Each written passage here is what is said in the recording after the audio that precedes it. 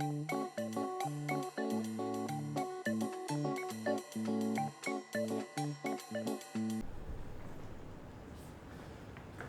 Jingyao, before we start, I need to draw the colors for the racial harmony team tournament. So, do you mind taking pawns of either colors?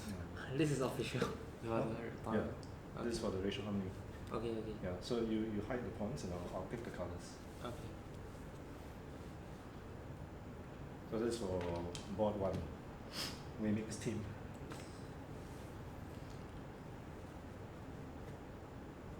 This is good. That's fine. I'll take this. Okay, so Wei-Ming's team will take white for the first round. Okay, yeah. So thanks for doing this interview. It's an idea to get in touch with the community, get to know every member better, and find out how we can improve chess as a whole. So basically, we'll be conversing and playing chess at the same time. At any point, if you feel that you can answer the question, it's fine, you can skip. Okay, so let's just have fun with it and see where this takes us. Okay, so I'll start the clock.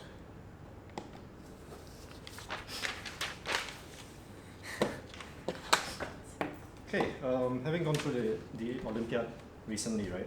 Yeah. What's the best impression of the Olympiad? Best impression of the Olympia? Yeah. Sorry, I don't quite get what it means. So, how do I say? Is there anything that you would like to point out about the Olympiad that left a lasting impression?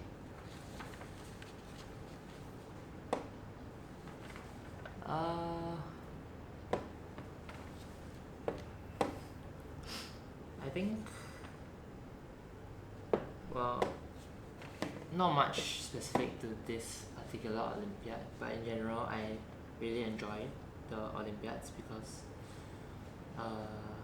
first of all, you get to meet a lot of people from different countries and also many of the strong players. And second of all, for this year, it was quite well organized, so the venues were very nice, as well as the hotels. So yeah, and just in general really enjoyed the Olympia, although I'm not sure if I have anything to say about this edition in particular. Okay, I mean this edition is special because it was brought together within a very short span of time. It was supposed to be Russia, then India took over and they had a 5-month lead time. So within that short span of time, right, there's bound to be flaws of the Olympiad. As a player, is there anything that can be improved about the Olympiad for this edition specifically? Actually, if you just looked at it, you can't really tell that it's something that was put together like quite last minute, because it was actually quite good. But if I had any complaints, I think it would have been about the traveling time and some of the travel arrangements to go from the venue to the hotels and back every single day, because it was quite far, especially at first. Yeah, so for context, the original hotel was 40 clicks away from the playing venue, and then Wei-Ming kindly forced he made an arrangement with the organizers to put the Singapore team in a nearer location, right? Yeah, and the rides were very tiring because it was like an hour each, so it was 2 hours a day traveling, and also the place was very hot. Yeah, so it wasn't very comfortable. But after the readjustment to the second hotel, it's better. Yeah, it got much better. Okay. So of all the encounters that you faced on board one, which was the most memorable?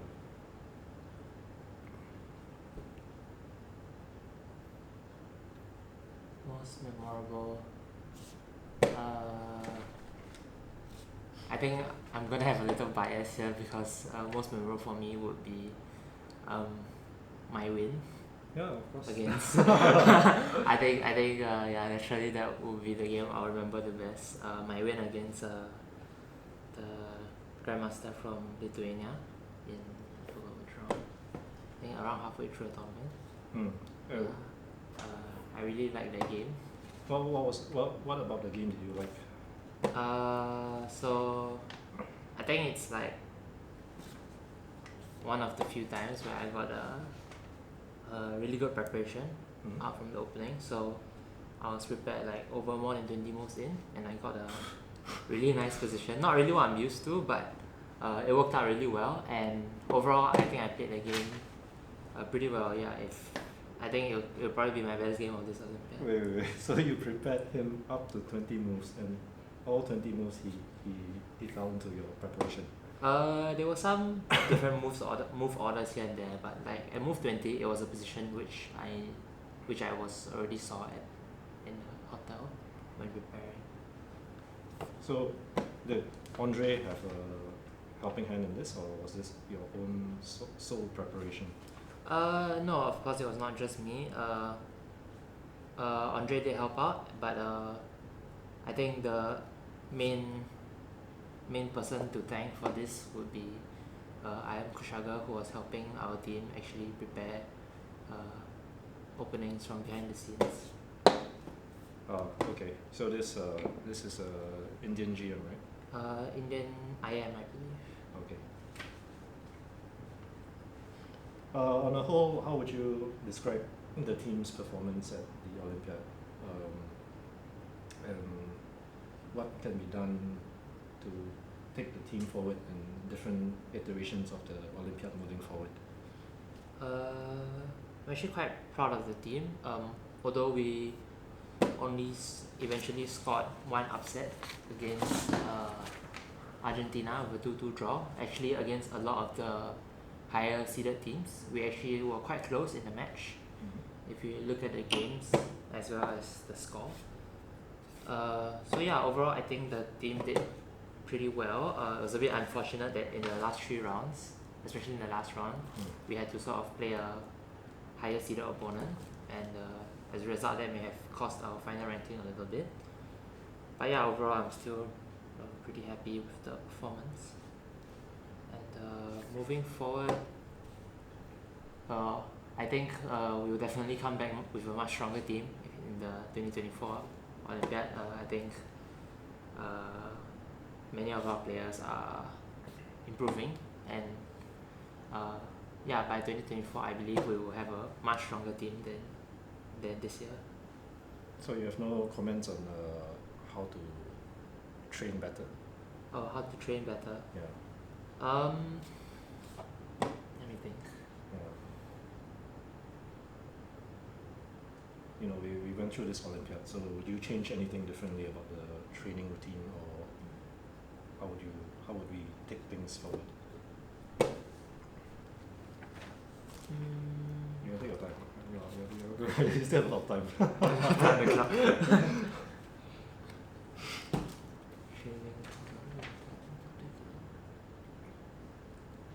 Okay, spend some time thinking on the question while I catch up with time.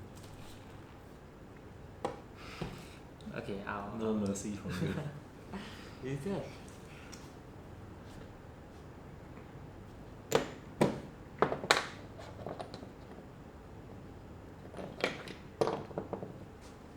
So okay, I think maybe I'll talk more about like training for a team tournament, that maybe what's different from training for an individual tournament, because I think for the most part it's also not that different from individual tournament, where each player just trains normally like how you would prepare for individual tournament. But I think there's also some maybe bits of strategy for a team tournament, because for example, one thing is that you have to think about colors in a team tournament, and who gets the black pieces and who gets the white pieces. So I think one thing that's important is that I think Coach Andre also mentioned this, is that we should first try to have maybe a greater diversity of openings.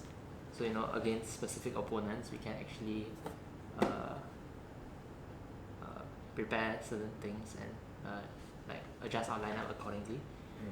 based on our opponent's weaknesses. And second of all, I think it's also important to have like a solid and stable repertoires with the black pieces, because in a team tournament the strategy is often to try and push for wins with the white boards and maybe make draws with the black boards. So if we can be more, I guess, stable and consistent with the black pieces, then I think we can score much better as a team. Okay, yeah, that's very good feedback. Okay, at what age do you stop receiving formal coaching? I think there's a point of time where you were under somebody, but then there was a point of time where you stopped and you trained by yourself. For this, I Will pass. really cannot remember. Oh, really? Yeah, cause You don't know when you stopped? I Surely you know. Okay. it's really a wild guess for me. For some reason, I just really cannot remember when I Until an age. stopped, but it was must have been quite a number of years. Guess maybe 15, but then again I could be completely wrong. Yeah, yeah. Okay. Are you familiar with One Punch Man? Yes, So you know this Saitama character, right? yeah. Yeah, so he has this routine of doing 100 push-ups, sit-ups, squats, and a 10-kilometer run every day until he got so ridiculously strong. Yes. Yeah, so what's your One Punch Man routine in chess?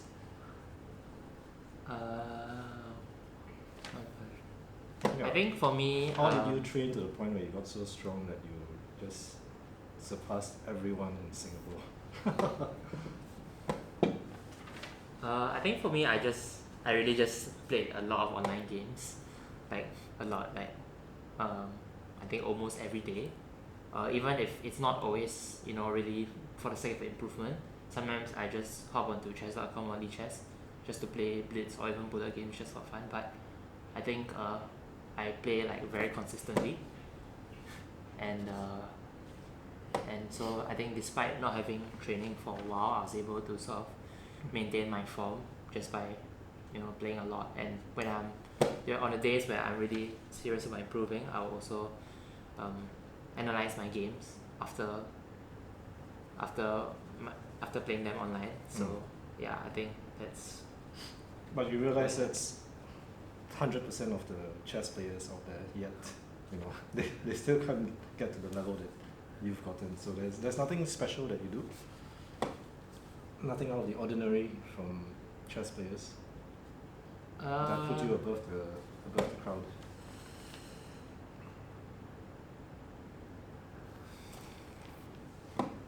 Anything else?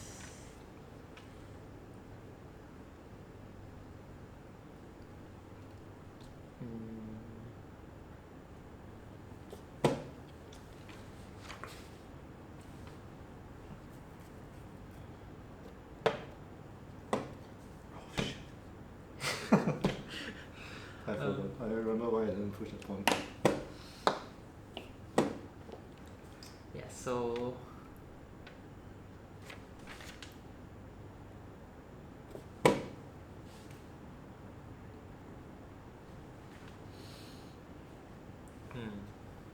So you're just gifted. I think perhaps also I got a lot more competition opportunities than many others. Because one thing is that, for example, like for my opening preparation, I know many other players who would prepare their openings with files and look through them at home, but actually a lot of my opening preparation comes from just preparing for my games at competitions, and then I would just sort of remember that preparation after I'm done with the game, even if I didn't use it for that game. And then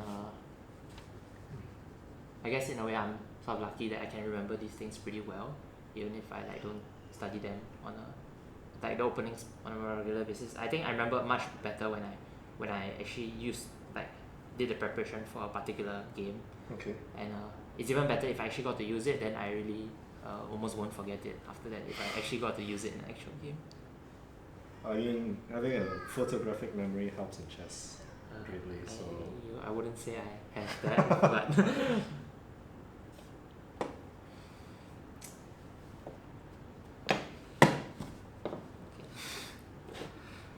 my time has dwindled.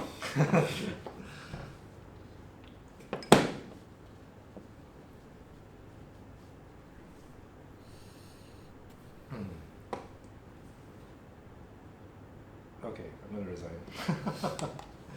Okay, I think we can do one more, and then I'll do the second half of the interview, and we can call it a day. So I'll take the black pieces this time, yeah?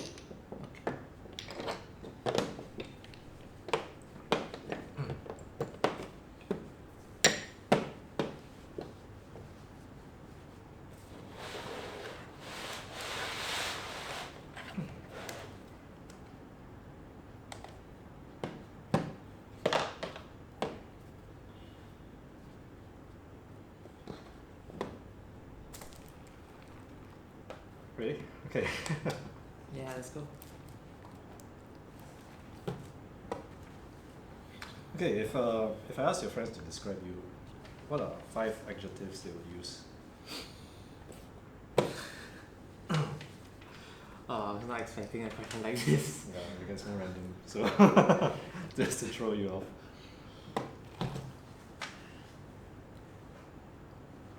5 adjectives that we use to describe me. Yeah. What defines Jingyao? 5 in 5 words. In 5 different words.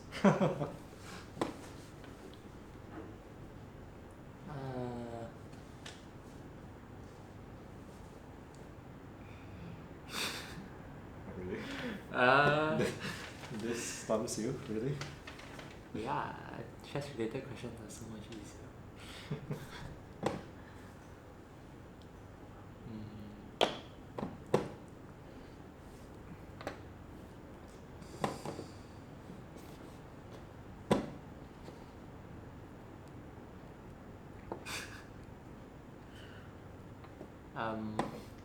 Shall I narrow it to three adjectives? Yeah, I think that will help. Okay, let's do 3 then. Is it 3? Okay.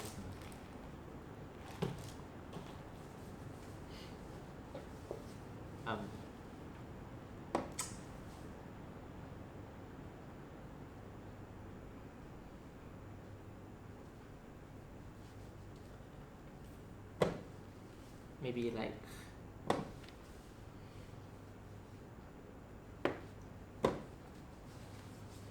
strange, talkative, and random. I think same for a lot of people, but I'm quite different around Talkative. my closer friends as to I think what people see me when I'm in public. Yeah, so I think I'm actually quite quiet and shy usually when I'm outside, but with those that I'm close with, I actually think I tend to talk quite a lot more. Wow. So maybe I think that would be the. This would surprise most of the chess community. Okay. Yeah, I mean, there's a Japanese saying, right, that we have 3 different faces. One we show our friends, one we show our family, and one we show ourselves. So naturally, we'll have different behavior towards different people. Okay. This next question is from Yan Han, who wonders, how do you find balancing uni life and chess? I think it's gotten harder for sure compared to when I was in school previously. So actually before I got into uni, I thought maybe I would still have quite a lot of time to do chess in school at the same time, but I guess at times uni got harder and more time consuming than I expected at first. So yeah, but even still I still do put in time almost every day to work on chess. So it's still possible for me. Yeah, even though it's maybe more difficult. Okay. So what?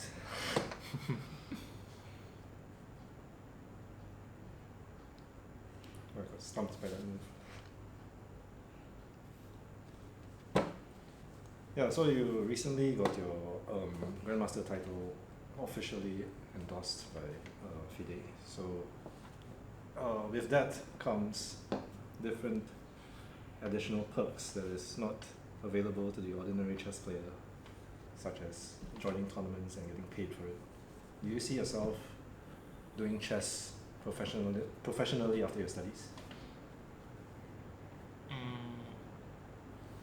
I think I've been asked this question actually a lot of times over like the different over many years. I think. Now it's official. Yeah, but now even now I think my answer is still the same, that I do not plan to play chess professionally, and But this conflicts with your goal of attaining 2600.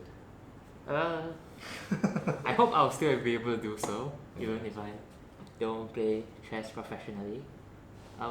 Yeah, I still like the game very much and will still play tournaments regularly, but I think not to the level of playing it professionally.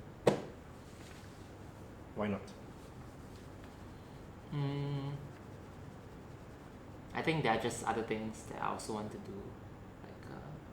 Like right now I'm a computer science student and I think I also enjoy doing that quite a bit. So I do wish to be able to pursue that as well. Yeah. Okay. Yeah, I mean it's common for players to feel this way. So yeah, but it's a pity, because you're clearly very strong and there's much opportunity for you to climb your rating further. So with this Grandmaster title, this option is also brings more opportunities.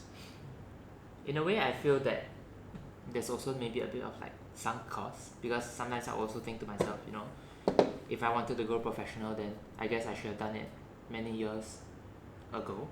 But now that I've spent already so many years in the studying and all that, I think at this point I really don't want to. Oh wow. Yeah. Okay.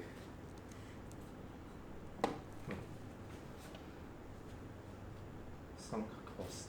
Okay. Okay. Word association. So I'm just gonna say a bunch of maybe words or a phrase, and then you tell me one word or two words what comes to mind. Okay. So. Okay. Interesting. For example, go waving. So what am I supposed to answer? Like just say a word or something? Yeah, you can say whatever comes to mind. It's just word association. Whatever you think of, just yeah. I would say opening expert. Yeah, when I think of him as a player, especially. Yeah, I think he's really good at openings and has a lot of knowledge in the area, which sometimes makes it scary to play against. Okay. Magnus Carlsen. Consistent. Yeah. Yeah, like many others, I think he's definitely the strongest player, and he's just really consistent also through all aspects of chess. I can't really say that he has any weaknesses in particular.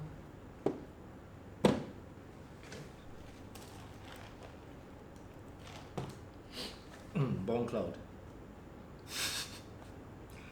I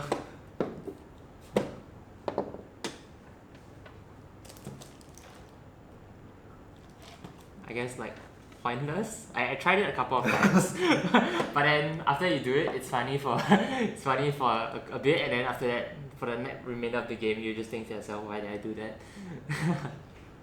Has anyone ever had the audacity to play that against you? Yes, actually. Over the board? No, not over the board, of course. What's the weirdest opening that you've ever faced over the board? Is there ever a weird opening that you faced over the board? Oh, this one's actually quite memorable as well. I think it was one of the Olympiads, not the most recent one. Olympiads, wow. Yeah, so I told my friends about this game as well because I actually didn't manage to win the game after this. So I think this was 2016 Olympiad where I was already 2300. Yeah. My opponent was 2100. So Okay. I outrated him by 200 points and he was playing white. He started with f4. I played d5 and then he thought for a while and he played a3 on the second move. And at that point I was like, okay, I have to win this game. But then I didn't manage to, so I was quite upset. And yeah, I think until now I still remember that game. Well, he just managed to convert despite the No, the game ended as a draw, but yeah, I was a bit upset I didn't manage to win.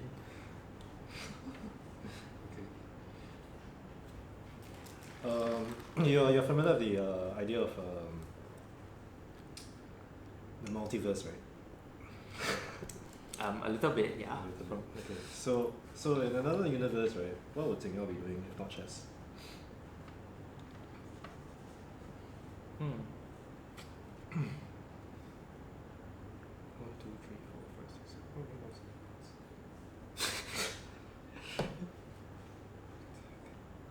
7. I guess I'll have to pick between my other hobbies Which? outside of chess. Like, I think outside of chess, the next thing I spend the most time on is actually gaming, and then others would be like maybe playing other similar types of games, like contract bridge, for example. You're a bridge Yes, player. I'm a contract bridge player. Okay. Wow. Yeah, I played during JC and I still play from time to time now. Or yeah. You mentioned computer games. Like what computer games?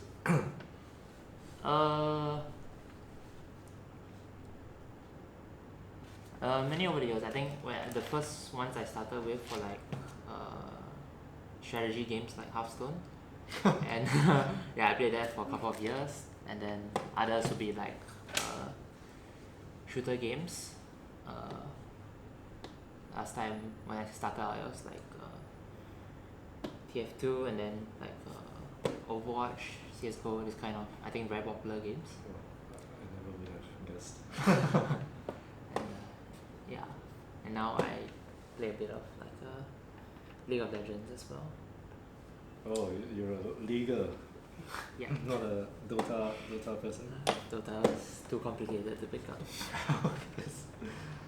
I mean, it's the same mechanics, isn't it? I think it's similar game concept, but I think there's a lot more things to think about. Dota. I'm no expert in that game, so can't comment too much.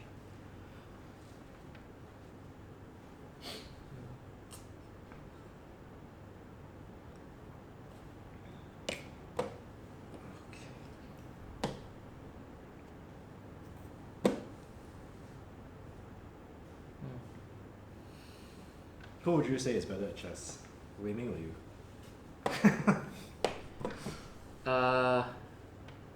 At this point, I think I have to say it's me. Okay. I mean, he's definitely still a very strong player, of course, but I think I've improved a lot, especially recently, and yeah. Would you say he stands a better chance in Blitz against you? Actually, my head-to-head record against him is not very good. In Blitz, right? But in Standard, yeah, I think in Standard you might clearly outperform. I think in Standard it's around even. I did win our most recent game, but before that I think he did beat me as well. Yeah, so I think especially for him, because he knows my openings really well. So I think he's able to often catch me in spots where he knows I'm sort of weak, and I think this is especially true for Blitz, where I don't have time to figure everything out over the board. So yeah, he actually does quite well against me in Blitz. Speaking of time, you might want to watch your clock.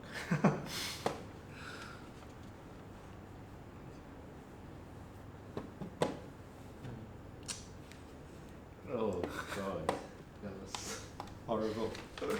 Okay, yeah, I think to wrap up this interview, maybe you want to give a shout out to your friends or anybody to the camera. Shout out to my friends. Yeah, you can give yeah, a shout out or shout out to anyone or say anything that you want. Yeah, so I would like to thank like everyone who has helped me on this journey. I think first would be all my coaches who have coached me since young. But I think the one I should probably thank most is my current national squad coach Andre. Yep. And next I would also like to thank my other friends in the chess community for training with me and actually just growing together with me in chess over like more than 10 years now. Like Qing'an, Jumei, Ashwin, all these players. Yeah. And lastly I would like to also thank my family, especially my father, for being always very supportive of my chess since young. Okay, and that wraps it up. Thanks for your time. Thank you.